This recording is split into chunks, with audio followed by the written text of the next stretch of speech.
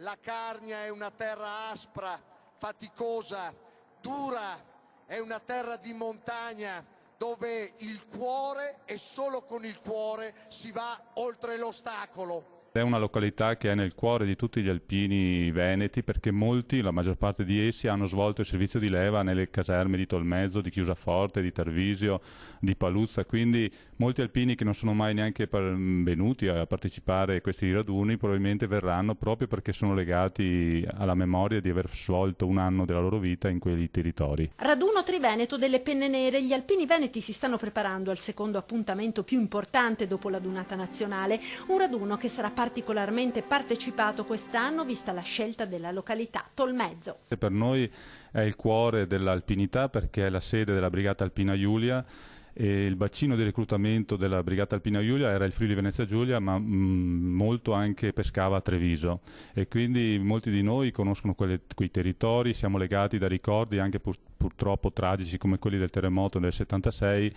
che vide purtroppo mancare più di una trentina di alpini che persero la vita durante il crollo di una palazzina della caserma di Gemona, la caserma Goi Pantanali.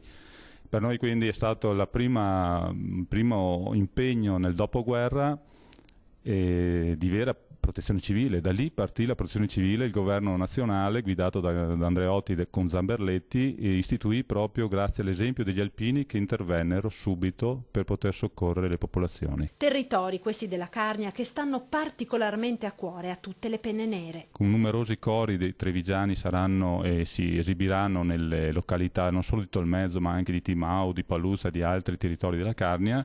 Sfileremo domenica mattina verso le ore 12 probabilmente, l'afflusso sarà sicuramente importante, ci saranno anche dei muli perché per noi costituiscono sempre un esempio e un elemento di tradizione a noi molto caro. Molti gli alpini trevigiani che si stanno preparando per partire e partecipare alle numerose manifestazioni organizzate per la 3 giorni della Triveneta. Un ragazzo del Tolmezzo che oggi ci ricorda e ci rappresenta il sacrificio dei nostri giovani in servizio. Ci ricorda che il pericolo del servizio è dietro l'angolo, meritano tutto il nostro affetto e la nostra considerazione.